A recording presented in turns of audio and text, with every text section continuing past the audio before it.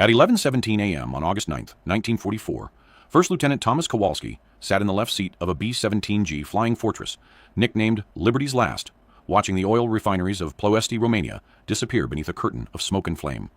25 years old, 19 combat missions, zero room for mistakes.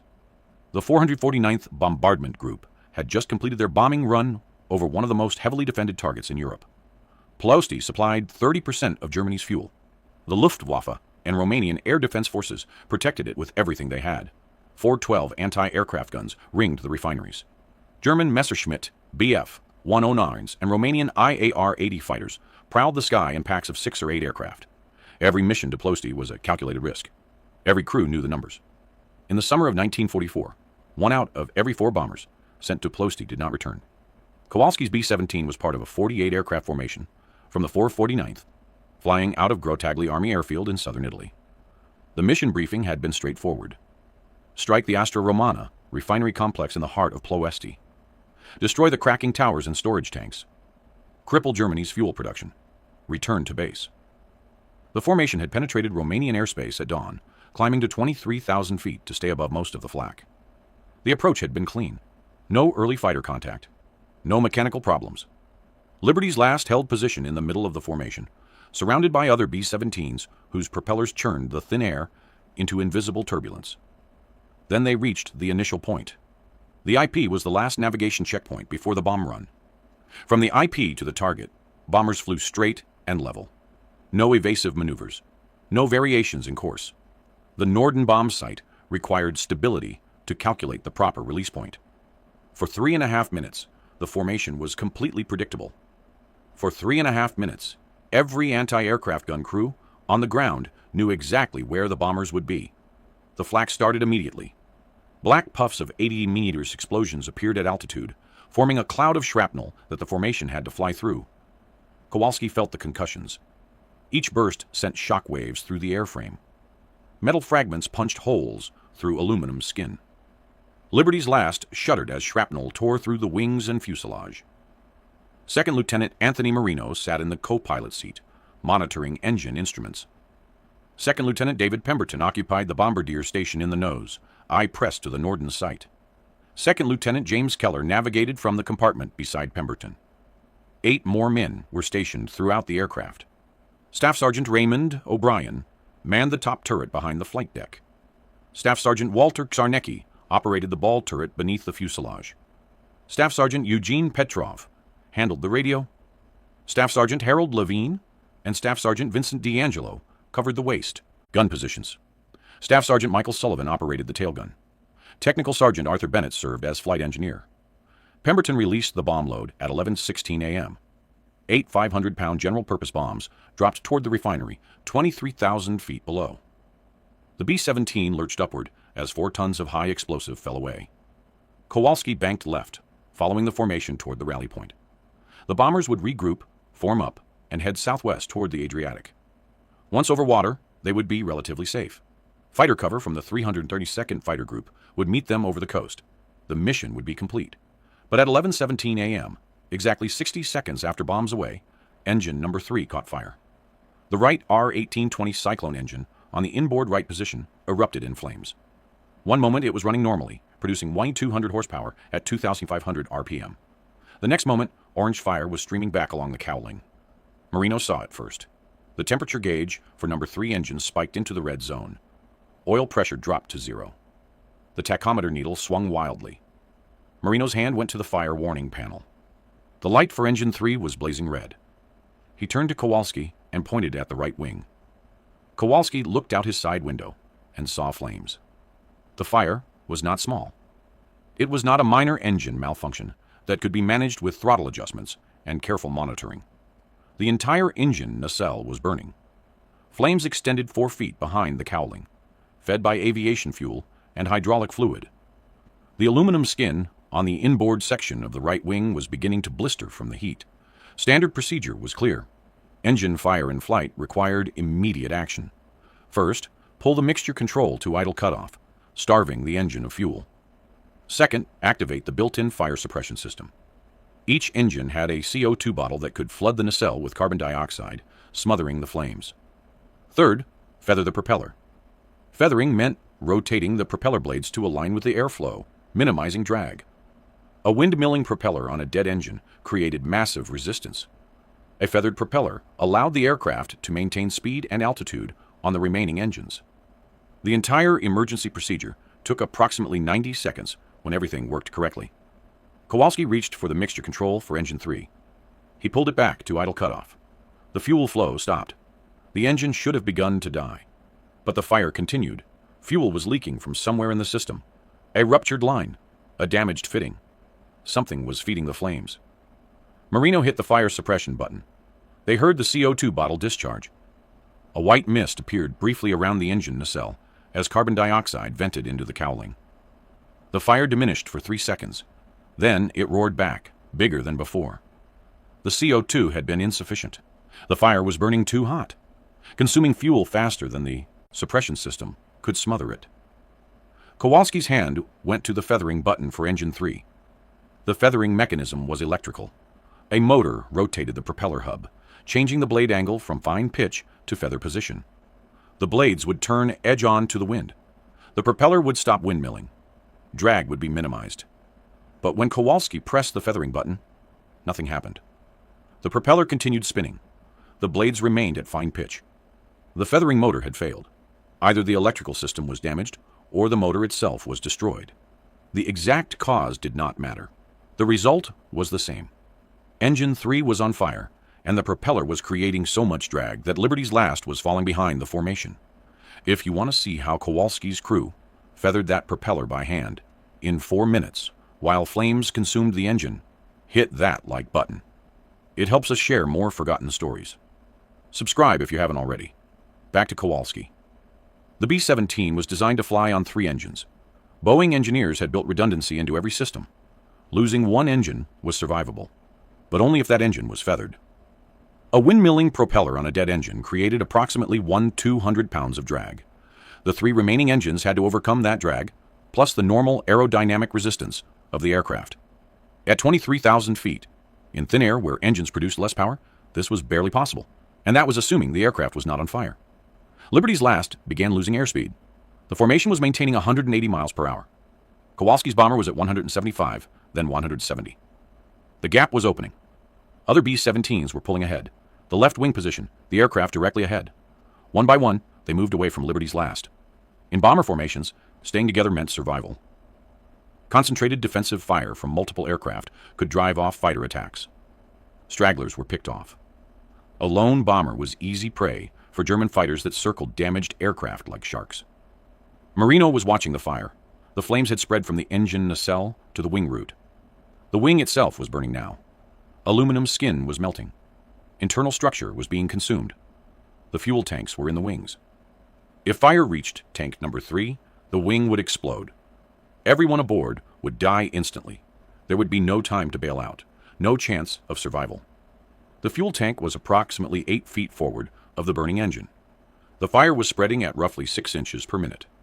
Simple mathematics. 16 minutes until catastrophic structural failure. Technical Sergeant Arthur Bennett appeared in the cockpit. He had been monitoring the situation from the flight engineer's station behind the pilots. He could see the smoke pouring through gaps in the wing panels. He could smell burning metal and hydraulic fluid. He knew what needed to happen.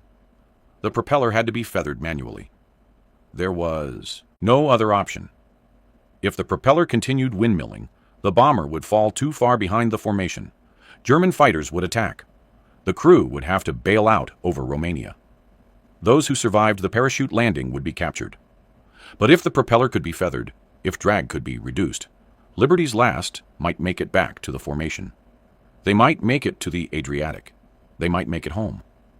The problem was access. The feathering mechanism was inside the propeller hub. On the ground, mechanics used specialized tools to manually rotate the blades.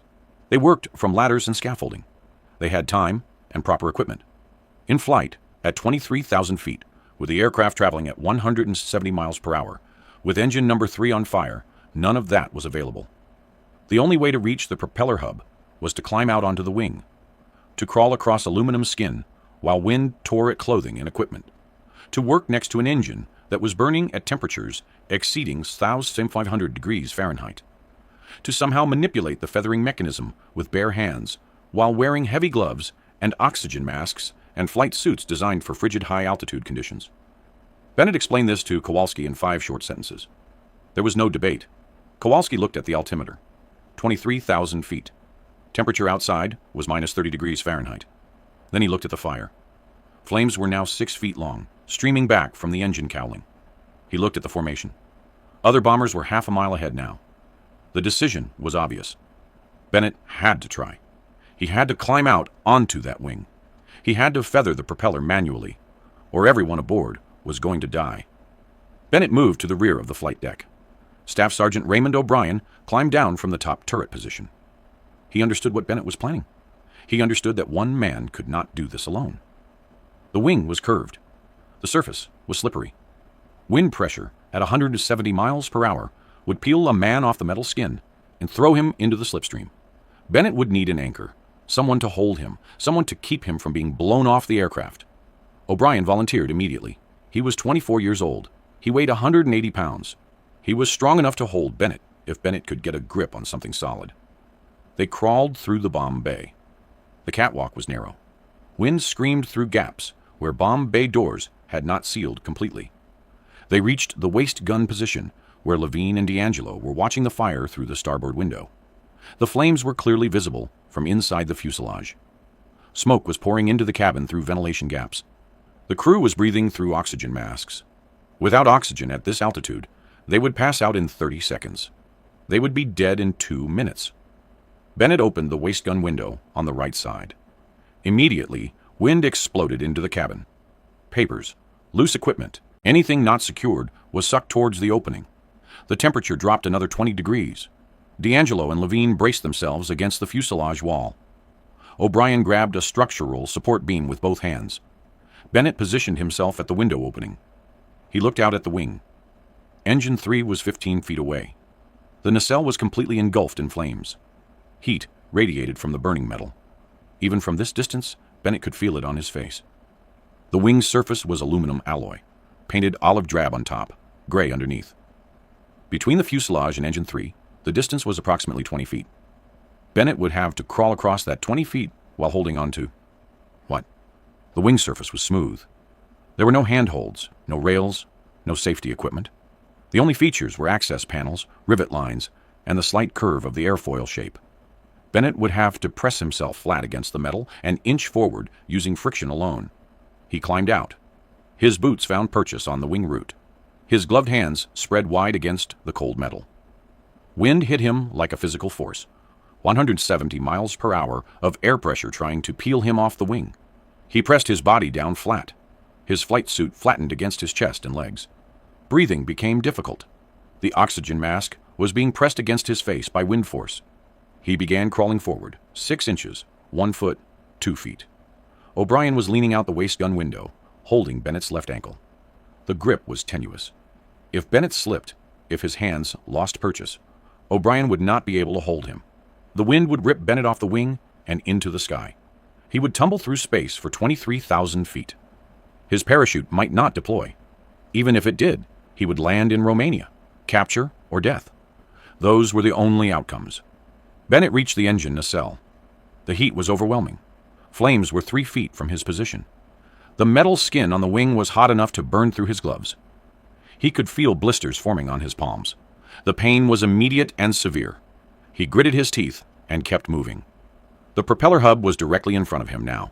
The hub was a cylindrical housing, approximately 18 inches in diameter.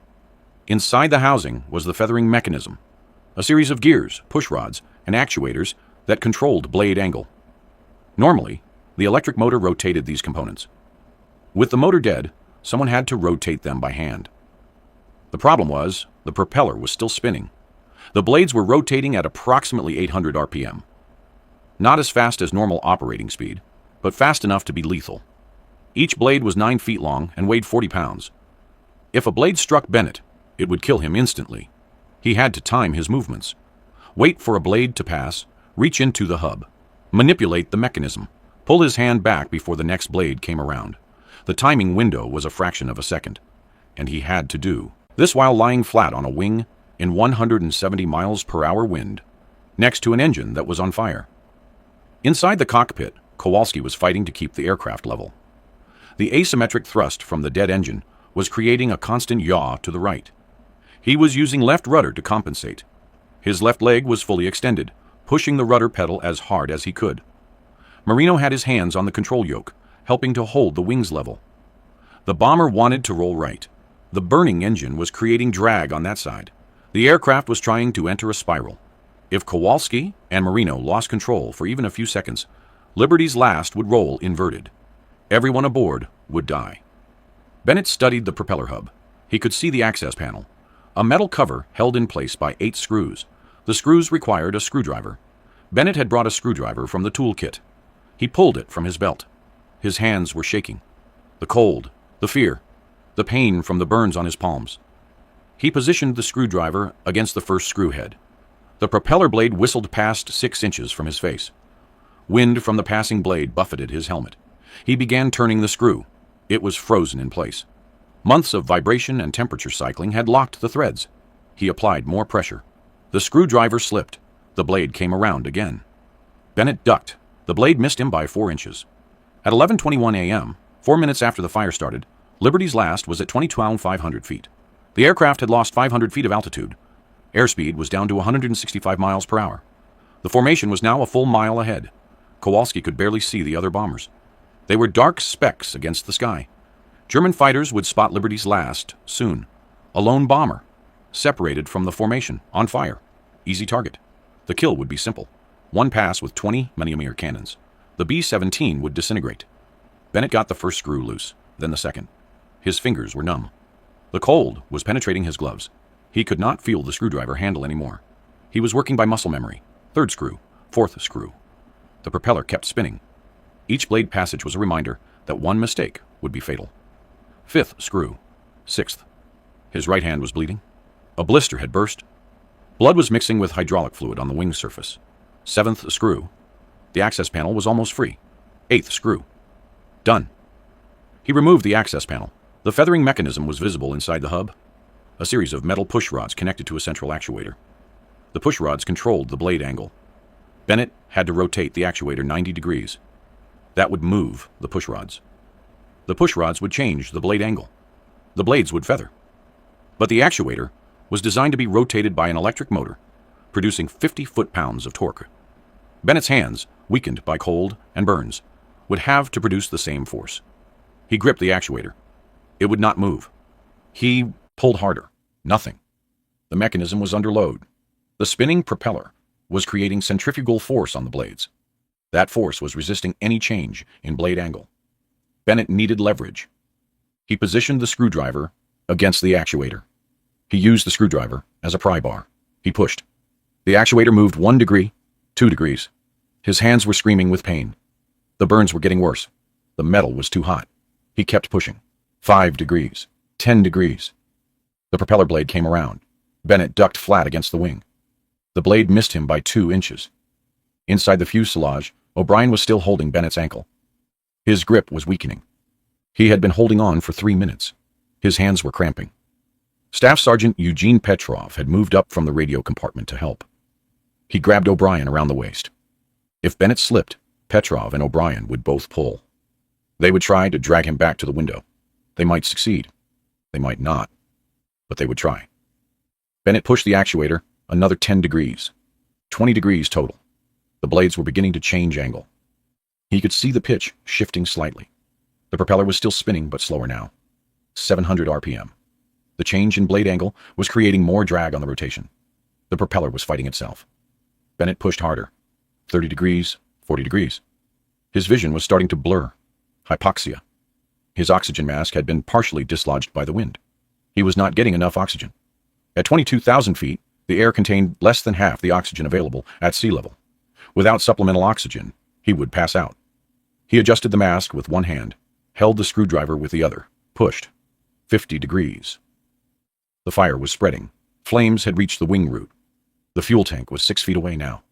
5 feet. The aluminum skin was glowing red. Internal structure was visible through holes burned in the outer panels. The fuel tank was a rubberized bladder surrounded by aluminum ribs and stringers.